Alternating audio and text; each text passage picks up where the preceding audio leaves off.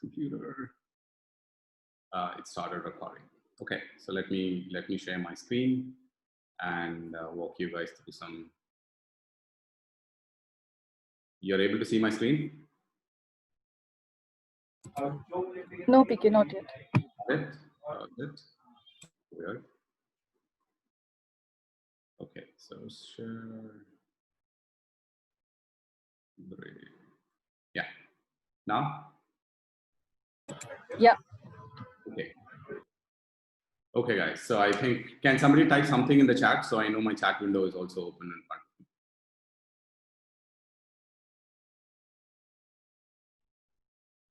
Okay, hi. Okay, good. So I have my chat window in front of me, so we can, you guys can, keep sharing whatever you think and however you want to use the chat window. Okay, good. Thanks for joining. Thanks for joining on a Thursday evening at 7:30. I guess I was not really sure whether this is the best time to keep this, but let's see how 72 people are here, which is pretty good. So I'm PK. I'm a faculty at IIIT Delhi, and so can I get a +1 if you're planning to actually speak or post anything about this on social media now or later or at some point in time? +1. Okay, Anmol, Goel, Abhinav. Yeah. Okay. Cool. So for people who are either thinking, or even if you're in the on the fence whether to speak or not, you can decide to do it at the end. For you, this screen probably you need a picture or something. My social media handles at the bottom of the page. The whole goal for having this slide is actually to tell you my social media handles, I guess. So arranged in the order, I think the popularity of people in this call, probably Insta, LinkedIn, Twitter, and Facebook. Feel free to tag me. Feel free to just do whatever. Not just now, in future also. If you want to send a message and ask about something, feel free to do that. Okay.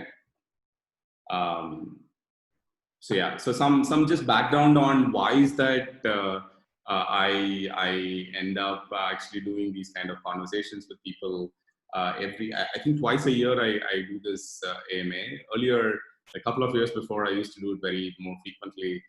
Now I guess once in spring, which is talking about, if you have an admit, what kind of questions you will have. Once in fall, which is to look at questions like, okay, when do you start? How do you start? What universities to apply? How do you actually write an SOP? All of that. Okay. So this is Ben Zhao. Some of you may know him. He's a very popular researcher, faculty at in Chicago now, and he's actually very, very active on Quora for many topics, including admissions in the US.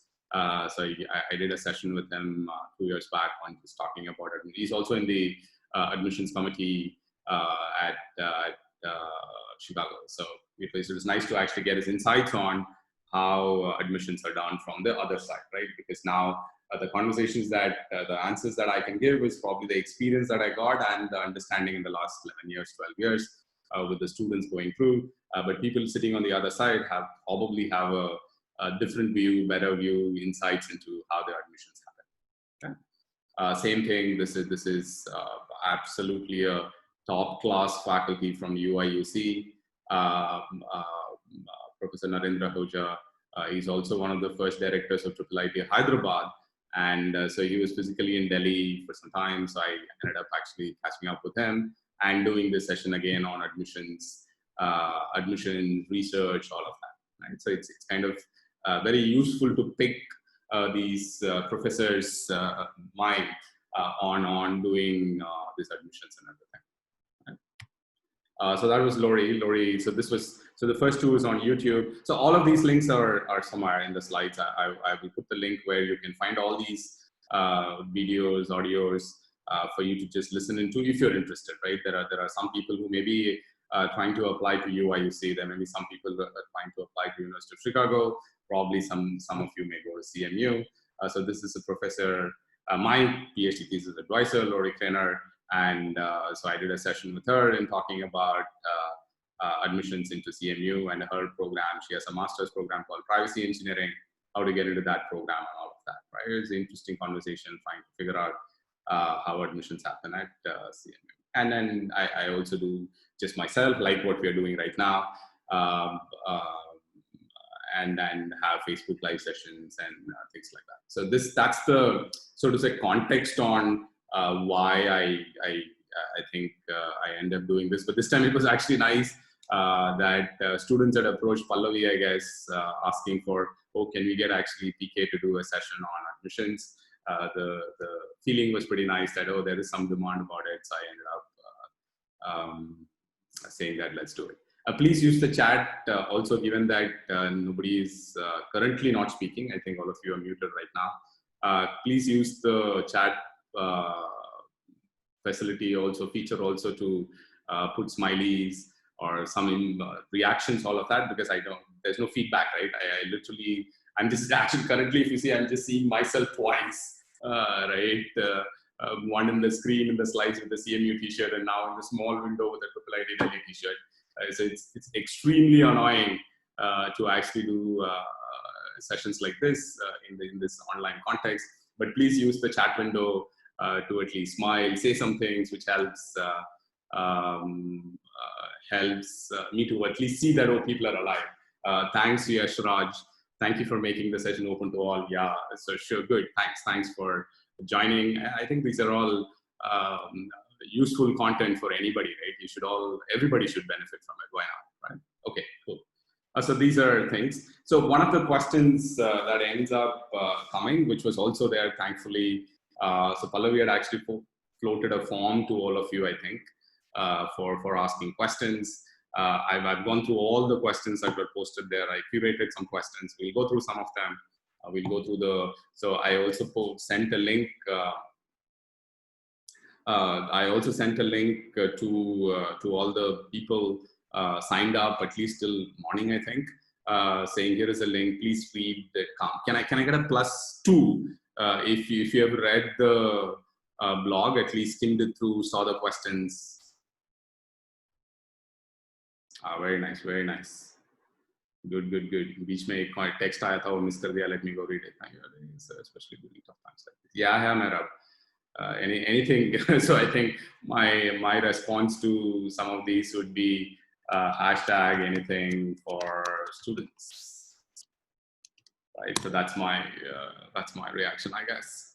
All right, cool. Yeah, good. Some of you have read it. So I think the context for why to read it is that, look, there will be many things I think we will, the repetitive, right? I think the questions, when I went through every year, the questions are different, but for me, I think I end up giving probably similar kind of answers every time, which is useful for students. But there were very similar questions, so I thought it would be nice for you to go through the FAQ before we start actually discussing about it. Okay, good.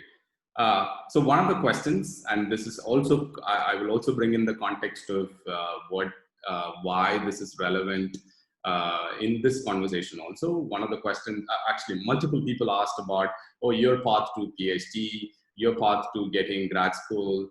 And there's also this question about, oh, I'm actually working in a company. Will I be able to get an admit? What kind of school should I apply for? Blah, blah, blah.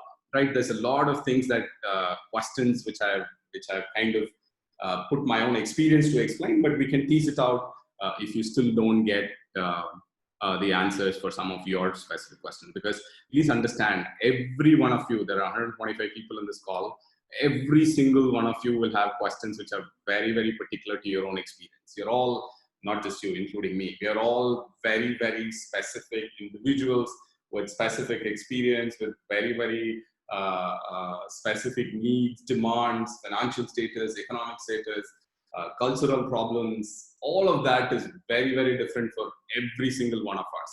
So no two of us can have the same questions and the same answers and the same approaches, right? So this is why I'm saying that I'm using my experience to explain that. Pallavi, if it's okay with you, can you take some pictures in between somehow?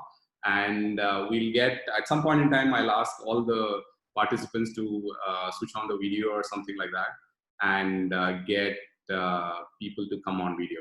But why are people coming on video right now? I see Gopika now on video. Pallavi, can we just mute all of them on no video, no audio right now? Gopika, can you switch off your video if it's okay? I don't know how come you're on video, but Pallavi, yeah, please, Pallavi, thanks.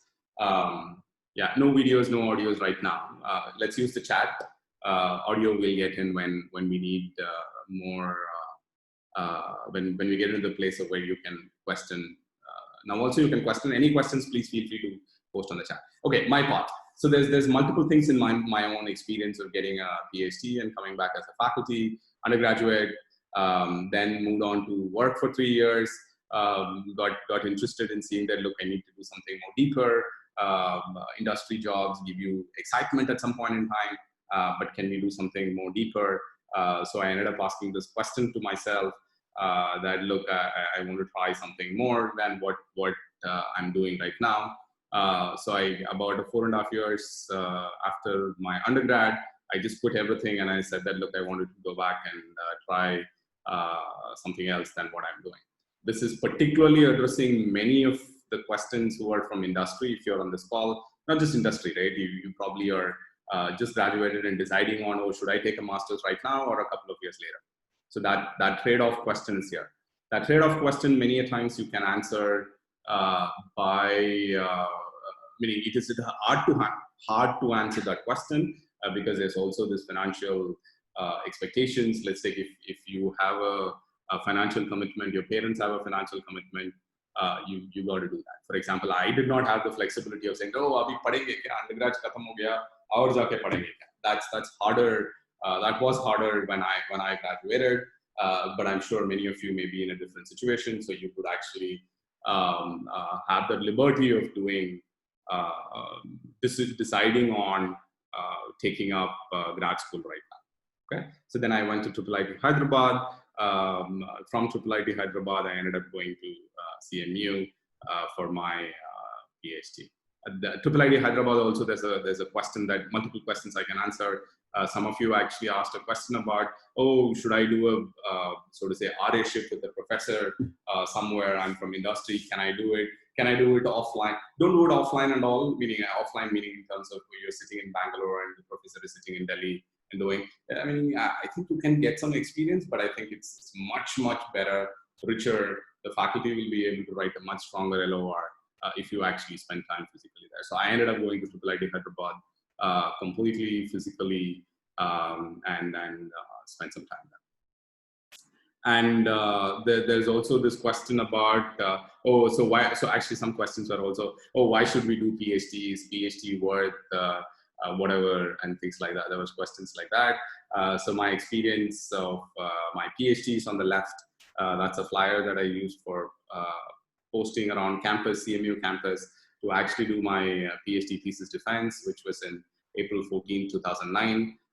If you look at the right thing, the company that came out of my PhD thesis contributed into creating a company called Wombat. Actually, it's interesting. I don't know how many of you are on Twitter. If you're on Twitter, you should go look at my tweet like an hour back. Today is actually called Wombat Day. One of a student actually sent it to me. Wombat is the company's name. Wombat is also an animal. It's one of the most ferocious animal from Australia. Today is called World Wombat Day, so to say. Right, so the company got acquired in 2018 for $225 million. So here is a way to think about it, right? If you want to do PhD, if you want to do any research for that matter, right? It does not have to be. Even though my experience is in PhD, I think any research you want to do something that is someday, somewhere, somebody would use what you did, would use what you built, would translate whatever you did into something that they would make use of. I think that's what is the key thing that you should look for beyond. Meaning, undergrad days also you can have that problem statement, you can have that goal, but beyond that, I think grad school will allow you to do that more freely. I think. Okay, so in one slide, answering questions like my own experience. I think the slide is not doing justice at all to my own experience, but at least answering some of your questions where people ask me, oh, what was your path to PhD, all of that. And second is, oh, industry I'm working, is it worth actually taking a break and doing it? And of course, this full-time RA-ship with the faculty, all of that. Okay. So those are the slides that I had. No more slides. I think there was no more slides in terms of anything other than questions. So this is the page that I maintain. I've updated when questions come, which is not already captured, I end up actually updating, right? So let me go to the page, and I will try and use it to walk you through some questions. You can still see my slide, right? Pallavi, you can still see my screen. Yes, PK, we can see. Yeah. Okay. So here is, and thanks to many people like you, I've done these kind of sessions starting, I think, like 6-7 years back. Some initial things happened, and then we ended up actually doing it in a full-blown way. And lots of students have actually contributed in curating these kind of questions for me. But here are some questions that we can take a look at it. I will not go through all of them. If you're particular about some specific questions, we can take up. I'll go through some of it, but then I will actually come back to the questions curated from your list, right? Your list. I mean, even from this one, I did not prepare for which question to take. So let me ask you, any preferences on any of these questions that I should take? If you just type the number, I will take that question number and answer it. Please read it and answer. Don't just wait, let me see if any numbers are repeating. I'll pick that. 16. Okay, 16 is repeating. 18 is repeating. Okay, 16, 18, 13. Okay, let's stop there. Okay, 16, 18. Okay, 16, 18, 13. Okay, let's do that. 16. How can I know? Okay, so that's like an harder question. Let's do a 13 one. Should we apply, accept, generic? Okay, very nice.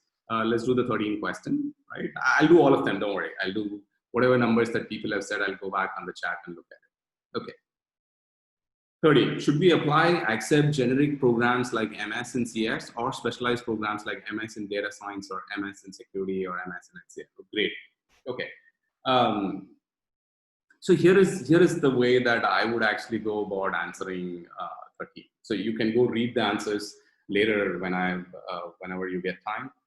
But my answer to this question would be, look, if you already are aware of what is that you want, right? Let's take if you at the undergrad level itself, you figure out that, look, I don't think so I'm cut out for security. I don't think so I'm cut out for data science, right? If you figure out something like this, or the other way around, corollary can also happen, which is, you figure out that, look, I think that I want to explore more on data science. Some of these things have happened. It's much simpler to actually decide, because if you have an interest, you can take up that, so to say, degree program and then move on. But if you don't know, right? So it is generally preferred. It is generally preferred to have a generic CS degree compared to a specialized degree for multiple reasons. Here are a couple of reasons that at least I can think of. The one reason you want to keep a generic master's program is, again, job opportunities allows you to keep it. For example, MS in HCI is kind of making you get into that smaller space where your job search can be narrowed down. Options that are available for you can be smaller. Right? Security, again, for the same thing. Right? So, and the generic one also allows you to do something more in case, I don't know whether this will happen to many of you, in case if you're thinking of actually doing a so to say PhD, it allows you to actually explore more areas in your master's level than at your so to say in a specific program. At undergrad level, you may have gotten some idea, but I think at a master level, the experience may be much more deeper, which will allow you to decide on which program to pick for PhD. So my generic answer, and I've given this to my students who have also taken up these kind of choices, which is to go for vanilla CS program compared to a specialized program. But one place I think this answer can change is that depending on the, so to say, brand value of the institute that you're getting these two admissions also, right? So the vanilla program, you have it in a, so to say, slightly lower tier university, and then in the specialized program, you have it in a more, so the brand value is much higher, or your ranking is much higher, you want to go there. Keep an eye. let me set up some more context also. One of the other thing that you want to really remember to keep in mind is that, look, at the end of the day, whatever choices you make, right, whatever decisions you make, you want to remember that what alumni, alma mater, are you going to be called as? I think that's a meaning. I can see that coming back to me many times just because of the grad school that I went to, right? It allows you to do a lot more interesting things, I guess, with the brand that comes with the grad school value that it has, right? So I started phrasing it as you really want to decide what alma mater do you want to be part of, right? You want to be part of Harvard, Stanford, ASU, you want to be part of University of Chicago. That's a choice that you have to make. Depending on the programs that you get admitted to, you can make a choice. For example, in the past, I've had couple of students actually take admit into a master's in, let's take X program specifically, just because the university that they got this admitted into is a much bigger brand than the CS program that they got. Okay, that's the question number 13. I think let's go up and see some more questions. What's more repeating? 14 is repeating. I'll take up 16 in a second. What are the scholarship opportunities for students going from India? Yeah, so unfortunately, that's the state. And I think that there's also this COVID-related questions, which we can take up in a few minutes. Unfortunately, the opportunities for scholarship for students is actually pretty low. I had listed, so for whenever students actually write these applications, as advisor, we have to write a LOR, a letter of recommendation. So in that, whenever I see something new, I end up adding it here. These are the ones for now we have seen. We have seen students apply. I have written some letters of recommendation for students to actually go, apply, get. Therefore, I've listed only a few. So that's 14. Let's go back. 14. Okay. So let's do 16. Yeah. Okay. 16, right? So how can I know if I will be able to do a PhD? I think it's a much more harder question, but let's take it. The one that couple of skills, right? Let me put the post conditions for a PhD, right? In terms of what are the skills that people are looking for in doing a PhD. What are the skills that I see my students building, if you were to look at it, right? You're able to hear me properly? Can somebody acknowledge? Okay. So one skill, one couple of skills, but the first skill is persistence. Persistence, right? You really want to have a lot of patience and a lot of persistence to do a PhD. Okay. You really want to keep yourself. If I'm again answering the question, how can I know? If you're impatient, if you have a less attention span, if you want to just keep trying new things very frequently, I think it's going to be very hard to do a PhD. Right? Persistence is the first one. Persistence / patience / those qualities. Second big quality that you want to keep in mind is independent researcher, it's called, right? The broader terminology is independent researcher.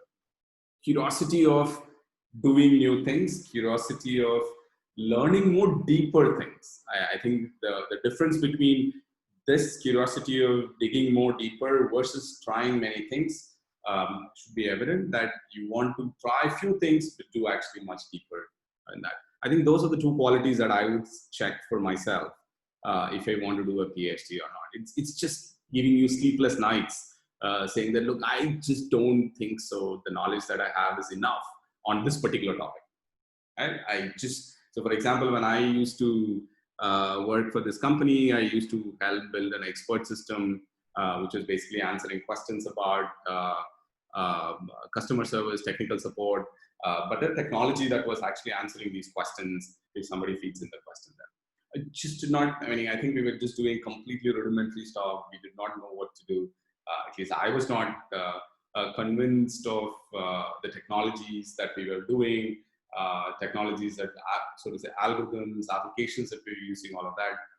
So curiosity just what takes you around, I guess. And I think people who know me, people who have already looked at my profile, you will see that some level of this comes across, that the characteristics of curiosity of what's going on should be there. Okay, so that's 14. We'll come back to the questions in, some of you are asking already in the chat in the question. We'll take out as much as possible. So let's do, what else did we do? We did 13, we did 16, we did 14. Is there any other number that's repeated? Okay, 14, 13, I see 12 ones, 12, 12. Okay, 12 is coming, 12 and 17 is coming. Let's take 12. What is 12? Okay, can we write to professors for TA-ship or R-ship before coming to campus? Simple and a short answer, no. Because I think it just, people get a lot of emails, right? Just think about it. Imagine a professor at USC, imagine a professor at, so to say, NYU. They must be getting a lot of emails like this from people, right, all across the world, right? So you want to avoid that. I think the best approach to get a TA-ship or R-ship is one, this is again listed in the answer. So the one approach is to go take a class in that place, in that university, do extremely well in the class. The professor should know you by name, ace the course. There's high guarantee that you will get a TA and R-ship with the professor. Or for an RA-ship, this is for TA-ship. Primarily, RA-ship also can work out like that. But for RA-ship, if you've already gotten an admit, right from that email address, majority of the universities just give you an email address beforehand, right? Just take the email address. Let's take, who's it? Asta Bakshi, right? Asta Bakshi at nyu.edu. Send an email to the professor there saying, look, I got my admit. I'm interested in this area. I want to come and join, work with you. But please, here is another advice I'll give when you're writing these emails. Be very, very specific, right? For example, I get emails saying that, dear sir, right? Straight away the email is ignored. I wouldn't even read the email beyond that, right? So you want to make sure that the email is also personalized, right? Personalized, saying, oh, dear PK, if that's the way, dear Professor PK, dear Professor Punurangam Kumar, whatever, right? So the email has to be, so to say, personalized. The content also has to be personalized, right? The content should be, look, I went to your website. Your website is abc.edu.in. I looked at the website. I saw these two projects, which are very, very interesting. I actually know some things about this project. Here are some things that I did in the past, which will help me to actually work on this project, blah, blah, blah. If you just take a cut, copy, paste email and send it to like 50 people, expect no answers from it, right? Rarely, meaning these cold emails have worked, but it has worked extremely, the proportion, the probability of you getting something through cold emails is very low. Okay, that's my, which one was this? Is it okay? Should we email? Okay, 17, I think, okay. Should I immediately go for master's for job first, or job first, then master's? I said this, please remember that you want to, yeah, if you have the luxury of getting a degree right now, which is your family constraints, your financial constraints allows you to get a degree right now, just do it for the master's, right? Undergraduate, master's, if there's no financial constraints, if there's no personal, family, any constraint, just get the degree right now. Okay? If there is, I think you've seen my experience, so you can take lessons from that. Okay, what else? Pallavi is actually helping me to remember the question numbers. Thanks, Pallavi. I saw you responding to some number, but yeah. Any other number that is repeating that I can take out? 17 to 18, 17. Okay, 17 is, yeah, 17 is the one I'm answering right now, Pallavi. Okay, good. Aryan is also asking about the same thing.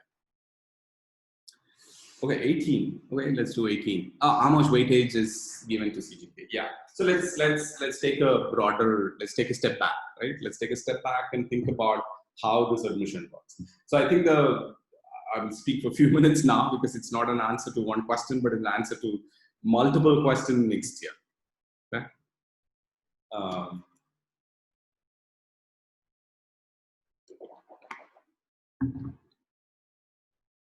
So the admissions, right? In admissions, you want to keep in mind a few things.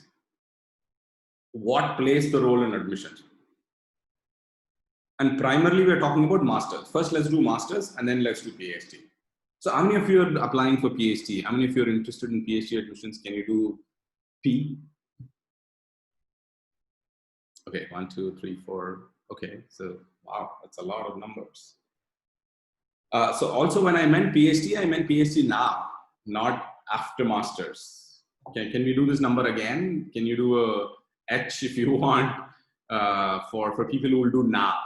Okay, okay, good. So okay, good. If there are enough numbers, we can actually um, take up a PhD also. Okay, so that quick answer, Anish and somebody else is asking, can we do Namanvian and Anish? You can do masters without, you can do PhD without a master's. I have my own students now doing PhD without masters. So that's a quick answer is yes. Okay, so let's do the admissions part. What are the things that people are looking for? First, people are going to look for your CGPA, right? Your GRE score, okay? Your SOP, right? And your LOR. 4 things. CGPA, right? You know all of the 4. You must be, if you're thinking of grad school, you should know all these 4, right? Let's do one by one. I think the question is about, okay, if I have a low CGPA, what happens? If you have a low CGPA, I think the way to attack this problem is look at something that will differentiate your application the rest of the 3. SOP, right? LOR, GRE score. So the function for an admission is a mixture of all the 4. But keep in mind, for a master's program, some of it is very, very quantitative. Nobody is going to look at thousands of applications coming in for a program, right? They will have some criteria. What is the criteria? Let's just assume, and please look at Benzau, Lori, all of these videos. This is just a summary of some of the things and the things that I myself have understood. They will look at, just imagine, right? Imagine if you were a USC. Imagine if you were an NYU admissions committee. You're getting these computer science program or Georgia Tech. You're getting this 1,000 applications for like 20 seats, let's take, right? Or 30 seats. You're not going to look at all 1,000 applications. So they're going to have some filters. How the filters would work. The filter would have, let's take, to start off with, GRE score. GRE score greater than X, okay? CGPA greater than Y. Done. So by this, if they end up getting, let's take, 5 times more applications than what they want, which is 150 applications qualify in these 2 criteria, GRE greater than X and CGPA greater than Y, your application is, if it does not fit your application, they're not even seeing you, right? And simple, so to say, math, simple, so to say, way of thinking that you can process it, that they're not going to look at your application if you don't qualify for these 2 conditions. So therefore, these are important. Even the institutes, for example, LOR, also will play a big role in this, let's take, drop down, because they can say that, look, CGPA this, LOR, GRE score this, and institutes from this list of any of them LORs written, or the student has graduated from any of these institutes. Right? So that gives them a function which allows them to look at the application. Now, if let's take the application is not showing up there, your application is not going to show up for, let's take, next level of scrutiny, whatever. Right? So specific question is, look, I have a less CGPA. Okay, what do? You have to figure out how to get the rest of the 3 work out well. Get an LOR who's like a superstar faculty in that area, in the country, in whatever, right? Or get a GRE score which is like top class number, right? So that's the only way to define. So if let's take your, so CGPA is the most hardest part because it's cutting across your 8 semesters number. You can't just change it, right? You can't just, now 7th semester, let me just go change my CGPA from 7 to 9. Just doesn't happen, right? If CGPA increase of 0.2, 0.3 is extremely hard after your 5th or 6th semester, because the multiplication numbers are very different, right? So keep that in mind, right? So you got to keep the CGPA in mind for sure, but play with your GRE, play with your LOR also, right? So these 4 will come back as we speak. you will realize that these four is what will, meaning I more and more I realize now the importance of the LOR itself, right? Who's writing the LOR? So there's also another question here. Should I get an LOR? I think this also came up in your curated questions. Should I get an LOR from a very senior professor? Should I get an LOR from a very junior professor who I work with? Blah, blah, blah, right? You should actually keep in mind that LOR is not a statement that somebody is making that I know you. It is a document that they are writing to show that how well they know you. What is that you've done with them, which they are actually writing it on the paper, writing it on the letter. It is not for saying that oh I know so to say Utkarsh Sharma. Utkarsh Sharma is a great guy, blah blah blah. And there's also this problem, right? Which is they will. I mean, there are reasons where there are situations where faculty will ask you to draft the letter, you draft the letter, meaning there have even situations where you draft the letter, you actually go to the portal, you actually upload the letter there.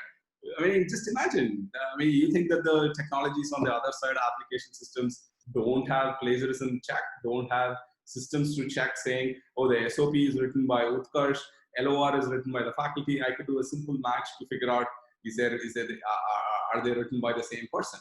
These are all research problems people are working on. Why do you think they will not apply this onto the data that they're getting? All right? So please be careful.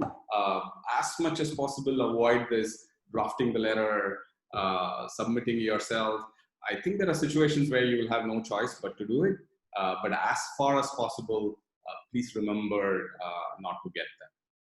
Right? I think I answered many things. So let's do one by one. CGPA, harder to change. Keep in mind that once the CGPA is low, you should figure out how to get better. GRE, there's also a question about what GRE score is good for my admit into good school. I think that's just not possible to answer. It's a very, very relative question, right? It's like a relative grading in a class. Meaning if the other applications that have applied for NYU computer science this time are much harder than yours, hard luck, right? Bad timing, right? LOR, remember to take LOR only from people who know you extremely well to write an LOR. Otherwise, just don't do it, right? LOR, let's do SOP. SOP, if you do a control F on this page, I think question number 11 is also, I see SOP, but there are many questions which are SOP based. So remember to write an SOP in a way that is justifying why you want what you want from them. Right? Components of an SOP, you can keep it as, look, this is me. Oh, I like computing because my mom bought me a computer. My dad showed me the first laptop. I was like zapped with it and I wanted to actually do something in computing. Start something of your context. Where is it? Then tell about what is that program? What is that you're interested in studying? Then you leave at the end, leave it for them to say that, look, even though I'm interested in specific things, ABC, okay, there's also another thing I can say here. Wherever possible, please put the professor's name in the SOP. You explicitly state that, look, I want to work with PK at IIIT Delhi, probably. I want to work with Professor A at USC. I want to work with Professor B at NYU because blah, blah, blah, blah, blah. But you know what? I'm interested in all this, but I'm open for anything else if there is options for me to work on. Okay? So that's how I would do my SOP. So CGPA, SOP, LOR, GRE score. Good? Okay. Let's go back. I think I can see that lots of you are asking questions. I just wish that all of you who are asking questions here are the same people who ask questions in the sheet. But I'm going to go back to the slides. I curated some questions, which I will show now and we can discuss about it.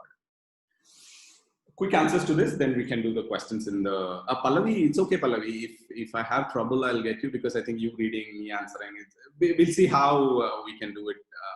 Thanks for actually asking. I see that you're worried about me speaking continuously, but thanks. We'll see how to take it up. Is it okay to request a recommender to write 4 to 5 hours? Yeah. So I think I've written like 13 or 14 LORs for one student. So don't worry about it. Do PhD restrict? Yeah. So we want to talk about PhD, right? How does the application process change for PhD? The application process changes for PhD in terms of PhD applications are so narrow, so specific that it's dependent on your LOR primarily. Your GRE score can be lesser, your CGPA can be lesser. If your SOP and LOR are much stronger, you will get it. It's like a marriage. It's like a supply-demand question, right? More specifically, let's use the marriage itself. It's like a marriage. The professor has some problem, the professor has a funding for something, and he's looking for students in a particular area. If you just don't match that, you just don't get it. That's it. Okay, do PhDs restrict your career options in future, make you overqualified? When I was looking at the question, yes, I think there's no second thoughts on this, right? You are going to be overqualified for many jobs, but it doesn't restrict, I guess. Meaning, I know friends of mine who have done PhD, who are doing like startups, who are doing PhD is like a passport, I think. I've seen this reference, others also to give. A PhD is like a passport. I mean, I can do things now. I can enter into other countries. I can enter into different space and try to say a few things. For example, my area of interest in my work is in cybersecurity, social networks, privacy, security. But more so recently, I started doing some things on medicine. Some things on sort of say knowledge graph, which are not the things that I'm trained on. So that's what I think PhD allows you to do that. Okay, can you elaborate on your journey of PhD? I answered this question. So how does it affect life outside of work? Meaning during PhD life, I think you really want a balance because PhD life is extremely draining. PhD life can be very hard if you don't have a support. It can be the phase in which that you will be in a sort of say downhill may be much higher than the uphill state. Oh, admission scenario 2021. I really thought that these kind of questions will come. Is it worth applying for fall 2021? As many people, yes. I also see some of my own students have actually deferred, so they would end up getting the first choice of getting admissions. And therefore, probably the number of seats for the fall 2021 may be lesser. So that's the short answer. Why should someone opt for higher studies? Is it necessary? Why if they are not research oriented? Yeah, so I thought twice or thrice whether to keep the question. I don't think so. Whoever wrote this, don't worry about it. Research is not the end of the world. Research is not the only way to get admission. Actually, there's another point also, which probably it's the next question in the website also I've said, please do not worry that if you don't have a research paper that you will not get admission into good schools.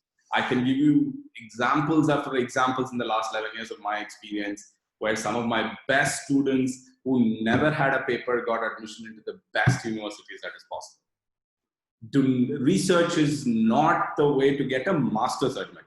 If you're talking about so to say PhD admission, we can still discuss that a little bit more with the application that you have. But for masters, just don't worry about it. Have a cool so to say application. Have a cool profile. Build a profile.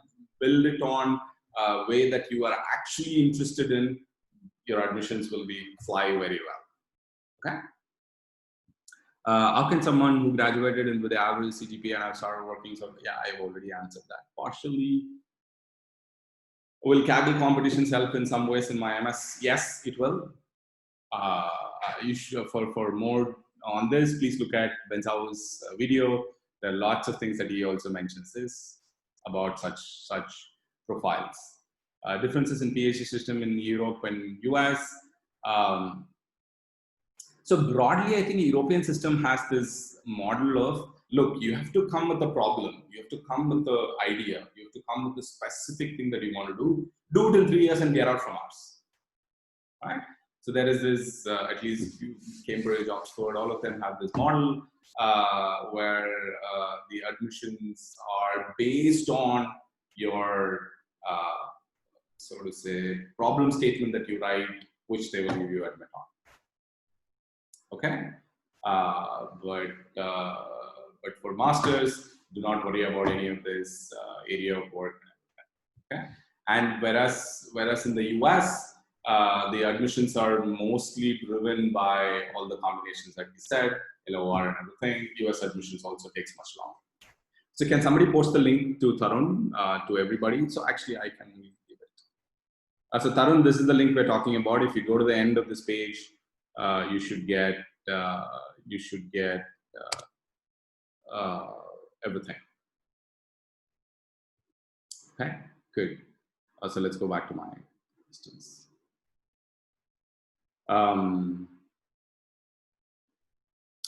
Which page? I don't know which page Namanwin is asking.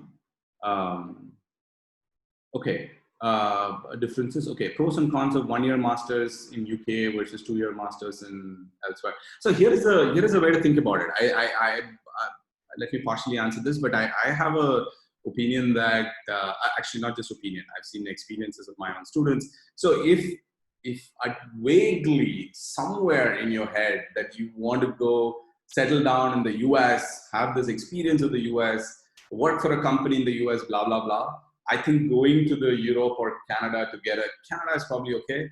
Going to the Europe for getting your master's will restrict you from going into the US for jobs. Okay, so that's my answer for. Should I choose Europe or US? This is what you have to keep in mind. You have this interest of going to a Bay Area. You have this interest of living in New York. You have this interest of playing with snow or something in the East Coast. Just think about it a second time whether you want to actually spend time in the Europe. Okay. How much do professors care about past work relevance to the current work while applications? Currently, each field is very diverse and has many sub-problems to work on, many of which are interesting.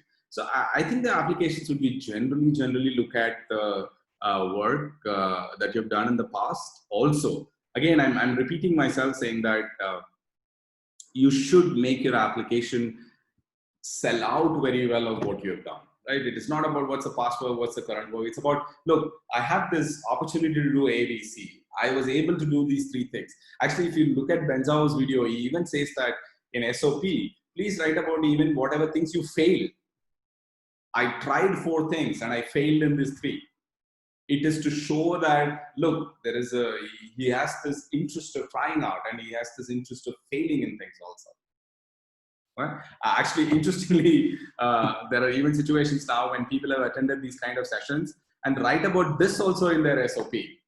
I've had professors in the US actually look back to me saying that, oh, PK, you know what, we did this.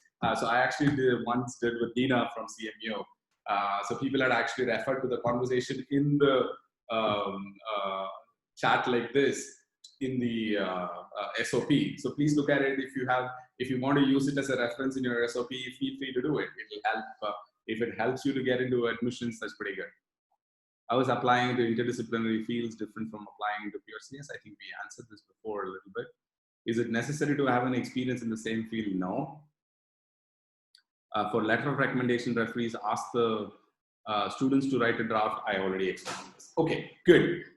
So I think I've kind of spent some time on speaking about the website, some questions that you guys yourselves asked overall. Let's zip through the questions that are here in the chat and let's take some of them. Oh my God. Okay, so let's take it up. Can you please elaborate on what should an undergraduate student do if he wishes to do a direct PhD? Okay, Aryan. So I think the best thing to do, Aryan, for an undergraduate student is just spend a lot of time with the professor on a particular problem. Work on a problem that, again, don't worry about papers, don't worry about anything, right? Spend time with the professor on a problem, spend the longest time that the professor can write very well about you and the experiences that he has had with you and the things that you did well, or even not did well, so to say. And that's good enough. So Utkarsh is asking about how to come up with a research proposal. I don't know, Utkarsh, what's the context of a research proposal? We don't have a research proposal, right? Please help me understand what is that. But let's go up. Let's zip it through a few more on the top. So don't worry, there's an option to save this chat. I will save it. And if there are questions that I had missed, I can actually do a post to all of you saying, here's a question that I missed. I can actually answer that. Don't worry about it. Okay, what is a, Tanvi is asking, what is the best or most productive way to spend my last undergraduate summer? University interns versus corporate research interns. Yeah, okay, cool. Good question. So let's try this. So the way I think you want to keep your application, again, this is connecting to the point I said earlier, which is to show experiences in different ways. So let's take, so the questions about last summer, but let's do from before. First year summer, I don't know, internship, harder to get, blah, blah, blah. Second year summer, I think, let's take if you did some of you may have done GSOC, some of you may have gotten that kind of an experience. So if you've done one experience in industry, try to do a professor academic experience. If you've done an academic experience, try to do an industry experience. I think having both helps to just show diversity in what you want to try out and explore. Please remember, this is a master's. I think if it's a PhD, I would just do all of it to be academic. But for master's, I would flip between industry and academia. Tanvi, I hope I answered that. Was useful to you. Let's pick something else. A more fundamental and naive question. Why should one go for master's? Yeah, yes, Raj. So here is how so somebody explained this to me. So I'll just repeat somebody's statements. So what they said was, so this was a question I asked about why PhD, but let me give you the master's version also to the same thing. So what they said was, look, PK, when you do a undergrad, right, you're in a room, right, you want to say some things. With an undergrad, if you say something, right, people will listen to you, but they won't really care about what you said. Okay, to some extent. No, I mean, this is only probably the initial stages of your career or whatever, if you think it that way. If you have a master's, this person was saying that, look, if you have a master's, they will listen to it, they'll give you a thought about it. If it's really exciting, they will actually do whatever you suggested, let's say. If you have a PhD, I think in the room, if you say something, they're going to really listen to you. Right? They're going to at least make an attempt to try out whatever you suggested. I think that's where the reason for doing a master's comes, which is that I want to go a little deeper. I just took a machine learning course in my undergrad. I don't know much, but can I do a data science master's? I just took this computer security course at the undergrad level. Can I just go to a master's in just only security? Yes, that's the answer for your question. Okay.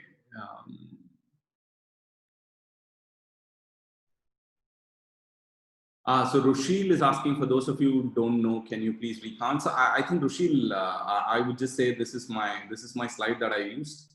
The recording will be again available. Please listen to the first, let's say, 10 minutes of the sort of say recording. You should be able to pick up. If not, please ask me. I can tell you more. I had no idea about that. Thank you. Okay, I don't know what this is for. I had a CGPA of this.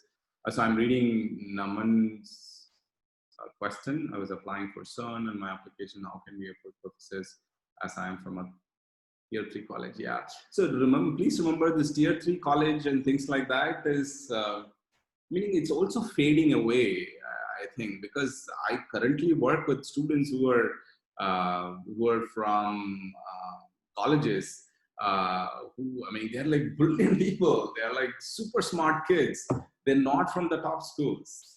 It does not matter. I think you have to figure out how to get that, find the edges, right? Find people. I mean, I think today you should use technology all for your benefit, right? Follow people on Twitter, read the paper, make a comment on Twitter saying that, look, I read your paper, here is my comment over the paper. Send a message to them on LinkedIn or tag them on a post. Do something which people will say that, who's this person? What is it? It may get annoying, but I think you can draw the line yourself where you want to stop. So therefore, my take on this tier 3 college, Naman,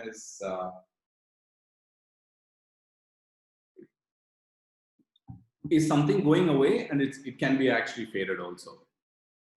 Okay, there's like 13 messages after I've gone up. What is going on? Let's take some of them here. Can you please elaborate on what should an okay, that I said.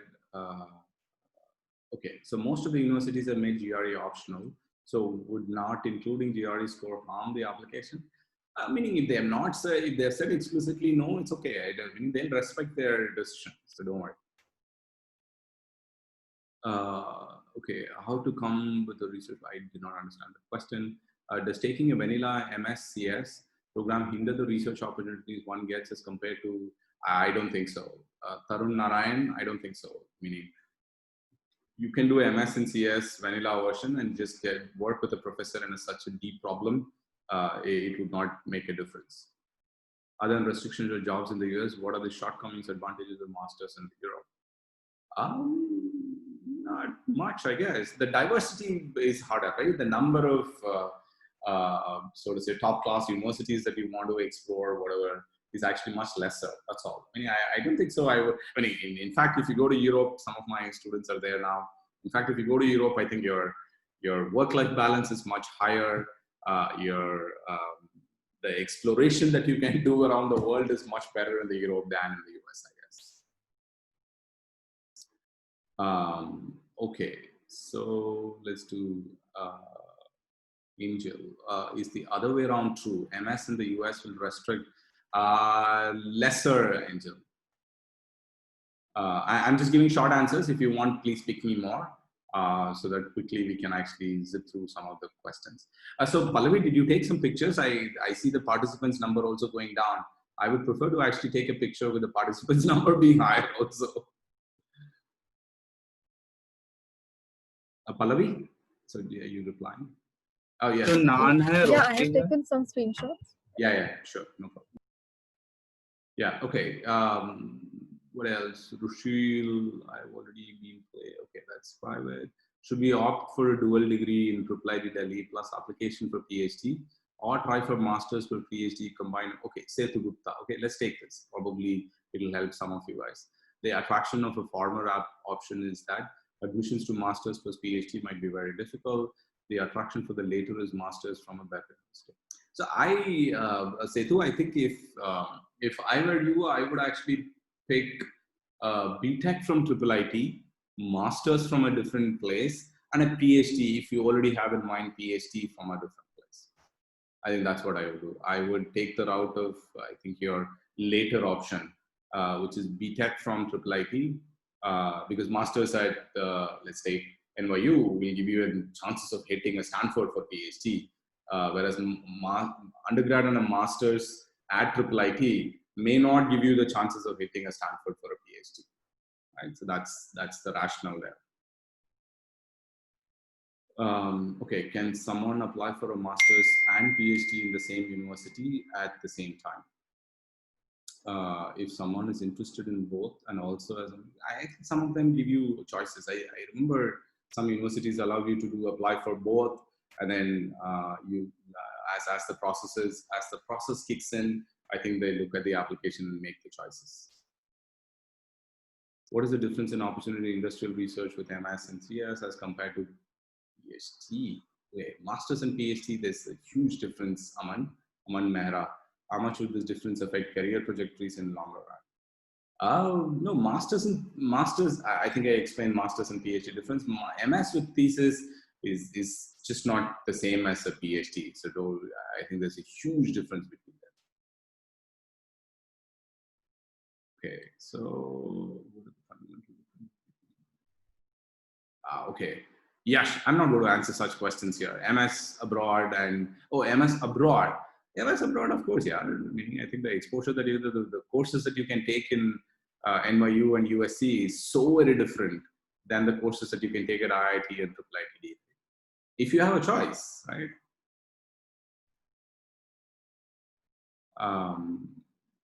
Okay. It's a question that's only asked to me, but I will actually answer because this is probably a question that is relevant to many of you, which is if you hadn't worked with a professor, but still professor knows you very well, getting LOR in that case is fine, right? Actually, no. I think if you have not worked with the professor, what does this know very well mean? You must have taken a course, you must have taken, or probably if you've taken 3 courses with the professor, then that's also to some extent working, right? Let's take in the 3 courses, you did some projects, he was able to see what you have actually done, all of that. I think that's how I would say that work means, not necessarily knowing you well.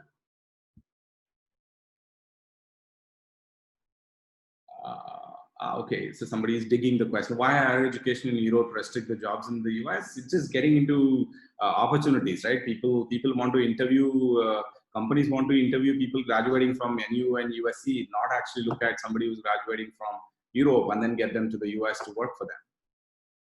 I think that's the way that, I mean, these are practical, I call them stories that students have shared back in their experiences.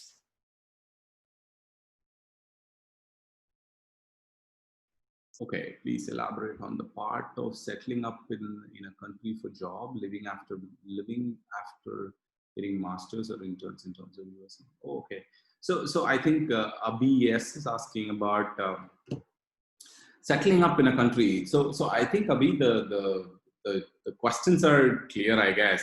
The answers are not clear. Answers are the harder ones to find. Questions are, do you fit into the sort of say culture, or are you getting everything that you want from the place? Let's take in your example, you stated US, Europe, US, Canada, and Europe. Are you getting everything? Meaning that's the questions that you want to ask. I mean, are you happy with the life that you want? I think in the first few years, it's probably fun to do many of these, but in the long run, you want to keep in mind whether that happiness quotient is pretty high.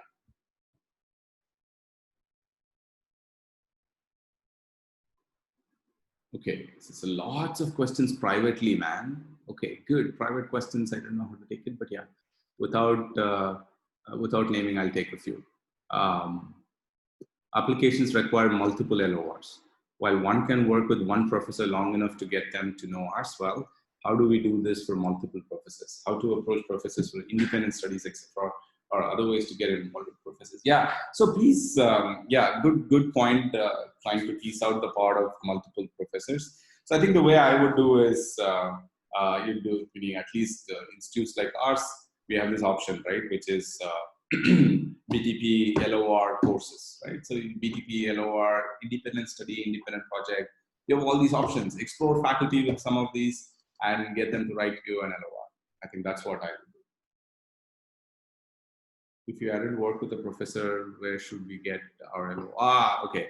So given that, a very good question, Akshat, I think many of you will fit that this question, which is if we hadn't worked with a professor, where should we get our LORs from?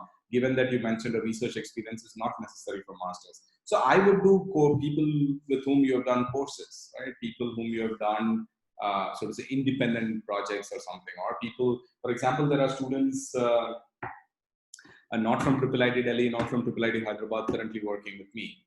Start doing some things like that, right? Not necessarily in your own campus, but from outside also. Now people are doing many things remotely, so you should also explore remote options. Okay. So Smriti Jha is, if we aim for R&D jobs post-masters, then is it necessary to have a PhD? No, Smriti. I think, no, I would say no. You should be able to take up R&D jobs without PhD also.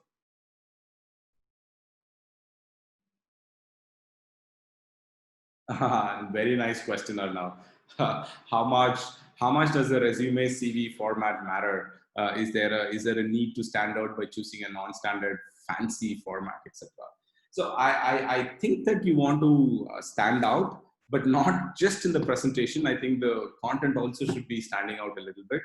But I think keeping a little bit of a non-standard is good. I mean, don't go far away that it looks very ugly or it looks super difficult. Don't write the CV like a cut the A4 sheet into a half triangle or something. It's all written in some shape or something like that. Don't do any of those fancy stuff. But otherwise, being a little bit of a non-standard is okay. It'll definitely attract your application for sure. Okay, so I've gone up. So there are 8 more questions from where I started. Okay. What is the best choice? Take easier courses plus BTP plus a tiership and get a good CGPA, or take harder courses, do research without credits, get low CGPA? Wow, that's a super hard question to answer, Rushil. Let's try. Taking easier courses plus BTP. So in any case, I think, Rushil, the definition of this easier, harder is also subjective to what options you have. But I would actually do the courses. For example, I've had a student, not in triple IT, but in the masters. She went from triple IT to get a masters, and she ended up taking all kinds of hard classes. She would just look for only hard classes that she wants to take, right? As a mark, she took hard classes, but she's doing fabulously well in whatever she's doing right now, right?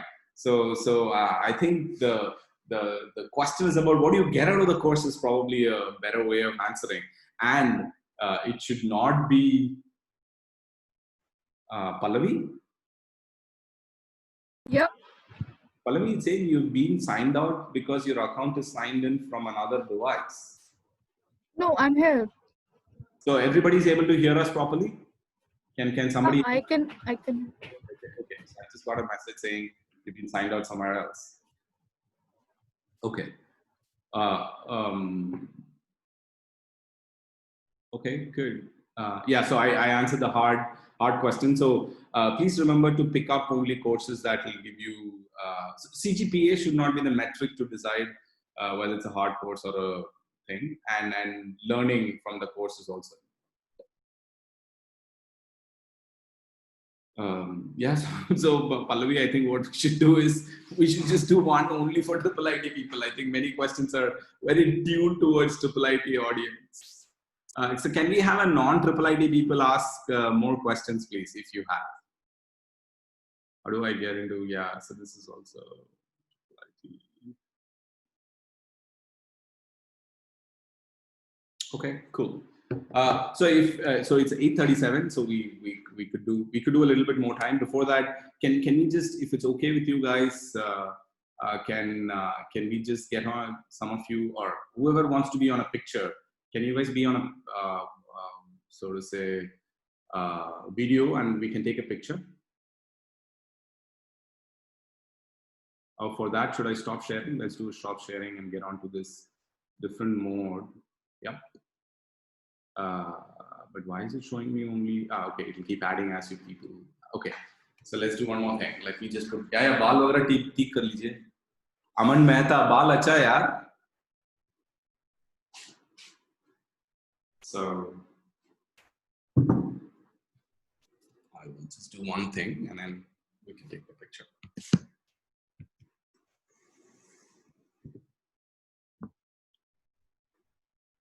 You guys are there? But why is there only few of you? Should we not have more? Or is there? If others also want to take picture, feel free to take. Let's do this.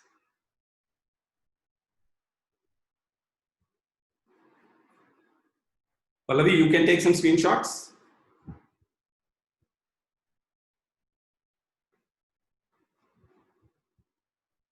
Okay, good. So there's at least, one of two. Okay. Yeah, let's do this. There's a lot of this. Let's do a selfie only. I was going to do only this. Let's do this. Okay.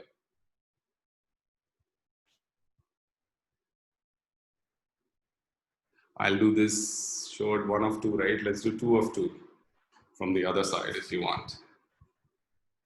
Let's do that.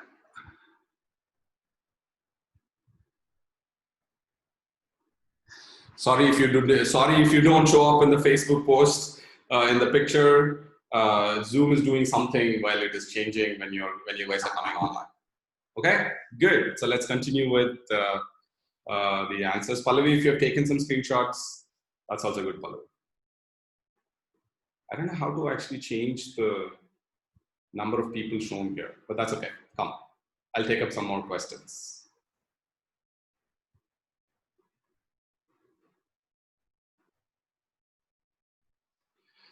Okay, so guys, for the triple IT guys, can we just wait if you want? We can actually take up, let's do non-triple IT.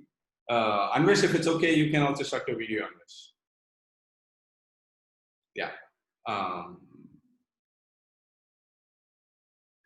So let's do this.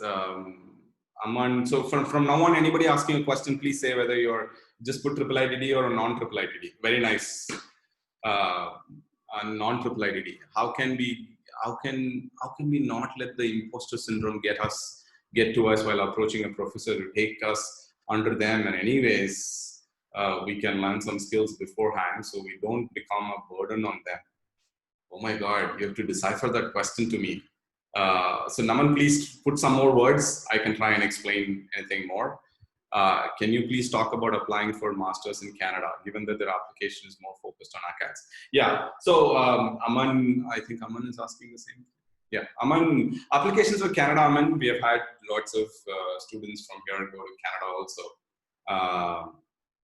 So you should keep in mind, I mean, application process, the competitiveness is probably different. I think the things that they're looking for is very similar to what it is in the US.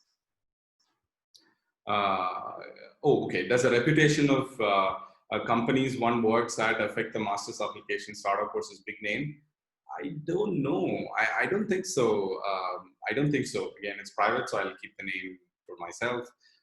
So I don't think so. You should not worry about it.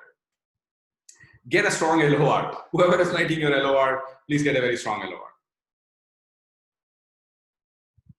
So I should have said non-triple ID and non-triple IDH, I guess. I see questions from non-triple IDD, but from triple IDH people. Okay, so we can take that.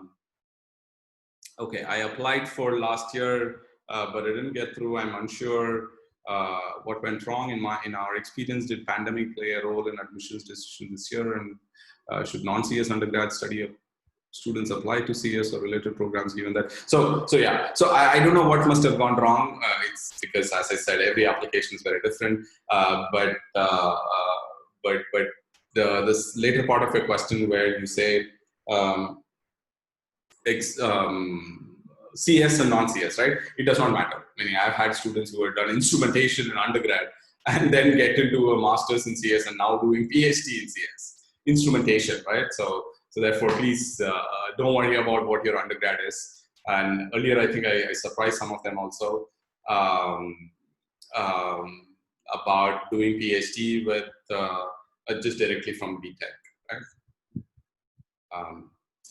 So Nikita, I can answer Nikita to your question even in person if you want. I know you've been asking the question, so if I can take it up now if you want. If you prefer, we can even chat later.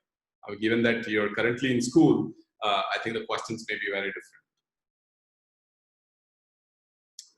Okay, non-triple ITD. Okay, how does one decide a field of study which will still have a decent number of jobs after 5 years, because the world of technology is changing rapidly? If you are going to do a PhD, yeah. So if you're going to do a PhD, right? As I said, it's a passport. It's not it is not about that particular area. I think meaning my PhD is in one area, and the kind of things that I do is very related, but I think you end up applying your skills in different ways. So therefore, Shri Priya, don't worry about the, so to say, the area that you're picking up. The area that you're picking up for PhD will give you this context that that's your expertise for a few years, but beyond that, I think you will change. And then I've seen many people even change just after PhD also. Are Canadian units CGPA centric, and should I be wary of applying there with the low CGPA despite having a good UG research experience? I don't know, Tarun, that much about CGPA, but I think the way I would think about is that the metric may be different, but CGPA. So first of all, your UG research experience that you're referring to, if it is good, right, your application will become stronger automatically, right? Because your SOP will be stronger, your LOR will be stronger. So I'm guessing that your point is that look, my CGPA may be lower, so what do I do, right? So it's okay. Okay, the question starts out very nicely. This says, oh, I'm sure many people are in the same boat as I am. CGPA, X, work experience, Y, good mix of projects with respect to AA, and I have researched one paper and top conference in AA. But I don't know the question. Please write the question. You're describing who you are. I'm an RA at IIIT Delhi currently. I want to apply for a PhD. I want research experience, blah, blah, blah. I want to pursue PhD, but not sure whether I can go now or after MTech from India due to BTech in the electrical engineering. No. So I would say, who's the person who asked? Yeah, Shubham Sharma, right? So I don't think so, Shubham. You should, I mean, if it is possible to get a master's degree, if you have an electrical engineer undergrad, it doesn't matter. You can get into master's and PhD in any area. Okay, and for the master's part that you're saying, look, I have experience of IIT Kanpur and all of that. Those things will help you to get your PhD admission itself. I think it'll be a little bit ambitious to see that if you can crack a PhD admit. So some questions did not come up. Please look at the website for it. This question about which university to apply. And that also is a harder question, right? The question about which universities to choose from, right? So there's buckets of universities that you want to make. You want to put it something dream universities. You want to put some as so to say moderate universities, sure shot universities, and moderate universities, and dream universities. So to say, if you pick universities very properly, I think many of them will fall in place.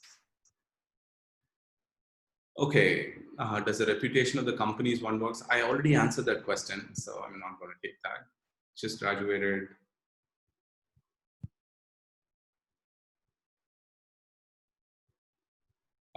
Non-triple IT. If our professor asks us to draft an LOR ourselves because he or she is quite occupied, how to get the forward? So occupied is not at all the reason, cannot be the reason for asking you to draft the LOR. Yeah? It just makes me feel very bad.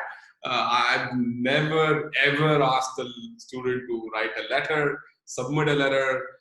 Even for physically submitting the letter, I have posted it myself in the past. I don't even give the letter to the application student for submitting. Does that mean that I'm Vela? I have nothing to do, so I'm doing this. So it's not about busyness at all. It is completely about the importance that one gives for writing the LOR. You have to educate people about saying how important it is. It can be life-changing. I mean, I've seen it myself. Why do you think I'm spending my Thursday evening 7:30, and particularly when interesting things are going downstairs actually right now in campus, and I'm spending these 1.5 or close to 1.5 hours with you, just because you just have to explain the importance of it to people. LOR can change the way whether a student will get admissions into a program or not, clearly. Okay. I was expecting some emoticons at this point in time with this answer, but it's okay. I think it's 1.5 hours since you've seen me, so you're also bored with me, I guess.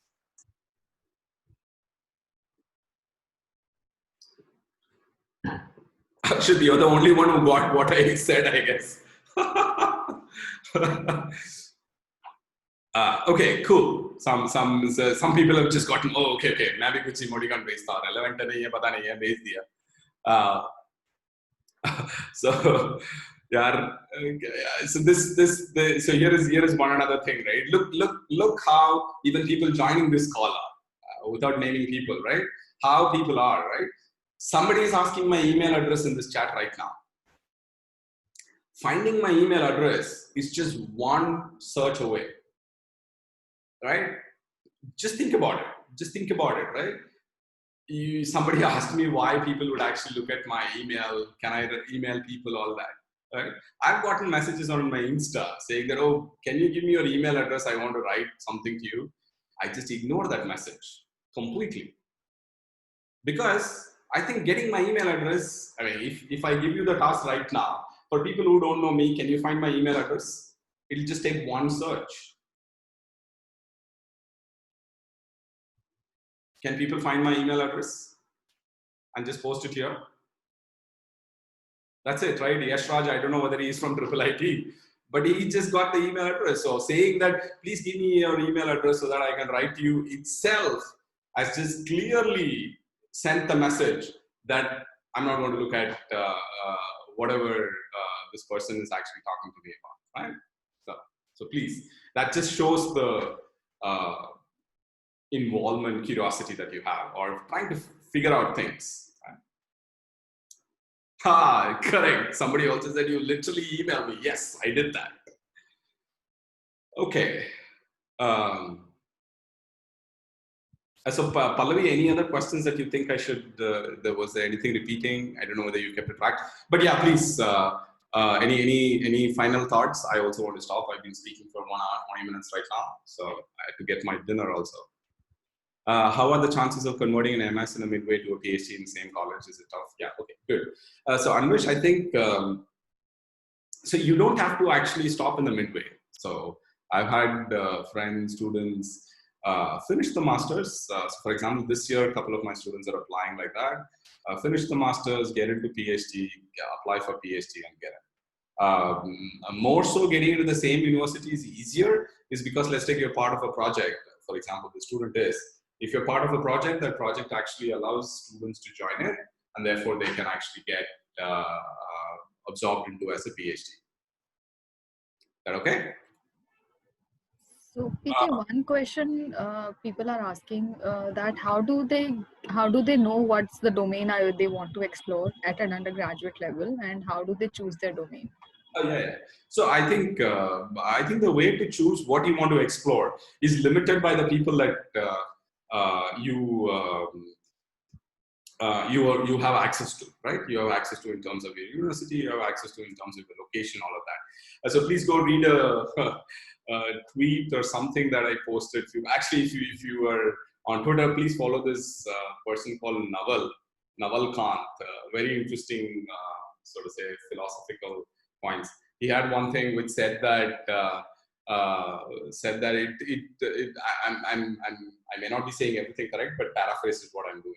So the point he had to say was, it is more so who you work with matters than what you work on. Interesting insight. I actually, when I read this first time, like a couple of weeks back, I was sitting back and thinking about my own experiences. So it depends on the person. It depends on the, so to say, the connection, the frequency match that you have with the person. More than this is for more so advisor. I'm trying to answer the point of what area should you pick. You should pick areas that one you have access to. You should pick areas that just close to you, right? Because for example, I can't choose areas where I have to do things that are very repetitive, because as personality, I don't seem to be aligned with doing things which are again and again, same kind of things. Right? So I think first you have to sit down and think about who you are, what do you want, and then figure out what areas to work for. Pallavi, is that okay, Pallavi? Yeah, so another question in line with this was that what if they kind of switch their interest from something to some other in between? Their interest changes. Yeah. So interest will change, right? Of course, interest will change. आज paneer butter मसाला खाया, एक हफ्ते के बाद paneer butter मसाला पसंद नहीं आता है ना? Right? So you work with a professor. I mean, I've had many students work with me here in campus. Later point in time, they decided that look, I'm not doing this social media. I'll do something else. So if you have opportunities, and that's why undergrad life is very, so to say, fertile, so to say, variety you have, because you can just explore a couple of things. Meaning, there are some people in this call itself who are exploring few things with me in different ways, right? Some application-oriented work, some theoretical work, some mathematical work. So try, meaning you don't have to, it is not always the case that you have to look for many professors, right? You can explore the different things within the same professor also, if the professor is allowing you to try it out. Okay, Pallavi? Yes, I think that's all. Cool. So good. So it looks like there are people who want triple IT. What specific. Professors are not sort of non-approachable. what is Dumbledore's statement, right? It's all about choices, Harry, that you make. Make your choice as well. It is less about what you are, what you do, less about skills that you have, more about the choices you make. The choice you made of attending this AMA is probably going to help you with something, right? So therefore, find a professor who is approachable. Okay, I worked on a variety of projects in college. I worked on graphs. Okay, you mentioned the part it's patience is of paramount importance for the PhD. I don't get the Shubham Sharma. I'm not getting the question you're asking. It matters not what someone is born, but what they grow to be. Yeah, sure. So I think this might interest some other applications as well. Well, sorry for spamming. My research interest is blah, blah, blah. Does this sort of shift have a negative? No shift has a negative effect, Asin. Nobody, meaning I think these are all questions that's coming because you, as in we are more so culturally looking at these things negatively over time. But at least in the US, Canada, I'm sure, European universities, they don't really care about shifting areas, all of that. Okay, should we wrap up, Pallavi? Yeah, we can. And I think the questions are also repeating now. So people are asking any closure message. Any close? Yeah. Good luck with everything. I think grad school. So for a couple of words for my own grad school experience. Grad school just changed me. I think it was a life-changing experience. What I went in and what I got out was absolutely different. I don't think so I would be standing and doing these kind of sessions if it was not for CMU. And pushing limits. The other philosophy of CMUs is pushing limits. Just keep pushing yourself on doing different things, different sort of say try out things which you get out of your comfort zone. Comfort zone, what makes us restrictive, I guess. I think you definitely want to get out of comfort zone. The philosophy that I got out of CMUs is pushing limits. Yeah. But good luck. I'm sure many of you, it looks like some of you are enjoying the session. Please feel free to sort of say, talk about it, promote the content that you've generated. We will share the video link. I think once it gets done, I can share the link to it. And thanks for all the pleasantries. Anything for students is the philosophy, I guess. And of course, my favorite line of Prof. Giri, life is all about. So one more, I'll leave this with the last thing, I think. If people have not watched how many of you have watched the last lecture session?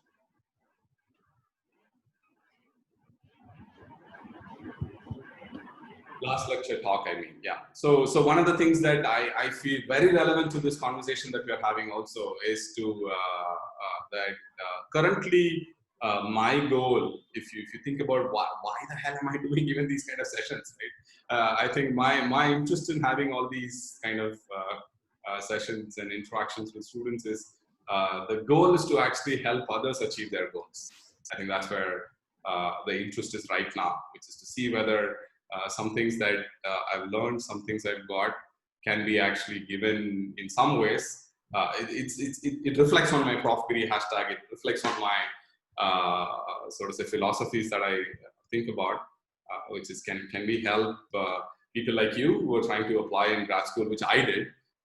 So can we achieve?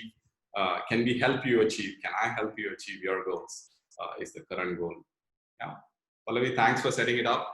Thanks for sending emails. Thanks, PK. Thanks a lot for taking time out, and thanks to all the students who joined and asked such great questions which help everyone. So people are asking that if we will be hosting a particular session for IIIT Delhi students, not very soon, but yes, we will plan.